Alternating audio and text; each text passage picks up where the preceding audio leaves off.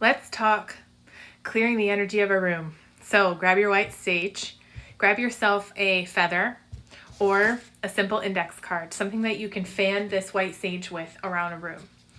Now crack the window in the room that you're going to clear the energy out of, or if it doesn't have a window, crack the door. Starting from the east corner of the room, going in a clockwise direction, take your index card or your feather and fan this smoke, light your sage and fan the smoke all the way around the perimeter of the entire room, directing it towards the exit point or the window. And as you're fanning for this, say, negative energy, you must depart. Positive vibes fill every part. With love and light, I cleanse this space.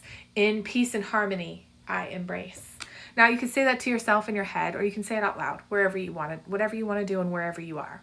You can cleanse homes with this, you can cleanse just specific rooms, or you can cleanse buildings with this. Now, what is negative energy and what's it going to feel like? It's not going to feel good. So if you have had a fight or an argument with somebody inside of that room and you feel like that room is super heavy now, this would be a great thing to remove that negative energy. If you've moved into a house and you can kind of feel someone else's energy is inside that house, this is a great thing to do to cleanse that energy.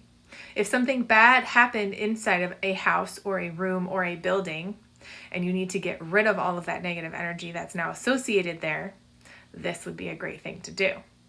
So go ahead, get your white sage, your feather, or your index card, and remember the saying. Say it to yourself or say it out loud and cleanse all those spaces that don't need that negative energy anymore.